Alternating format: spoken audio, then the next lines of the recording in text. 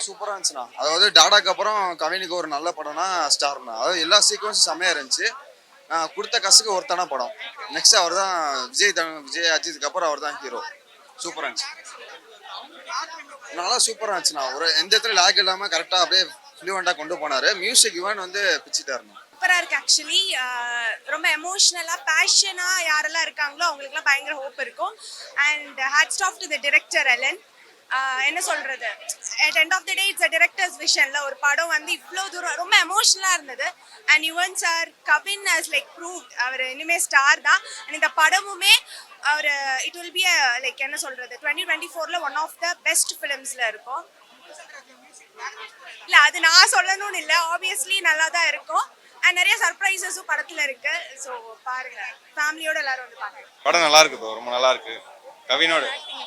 கவின் படத்தை வேற லெவலில் எடுத்து போயிருக்காரு. அவர் பர்ஃபார்மன்ஸ் தான் ஸ்டார்ட் டு எண்டு வந்து மிரட்டி இருக்கார் அவர் பர்ஃபார்மன்ஸில். இந்த ஸ்டேஜில் அவர் இந்த ஏஜில் இவ்வளோ மெச்சூர்டான பர்ஃபார்மன்ஸ் கொடுத்து ரொம்ப பாராட்டப்பட்ட விஷயம். ஆமாம்.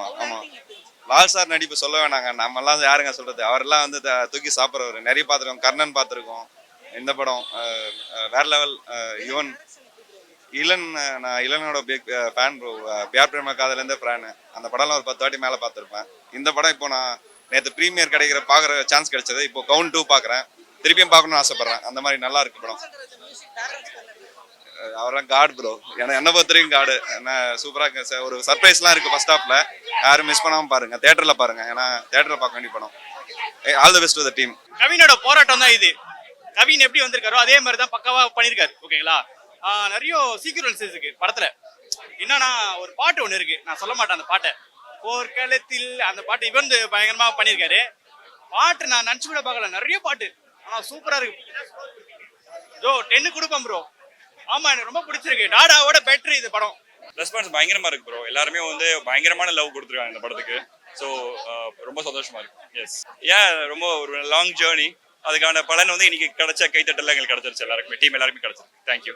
பக்காவா இருக்கு. நல்லா இருக்கு. பயங்கரமா இருந்துச்சு. நல்லா இருக்கு.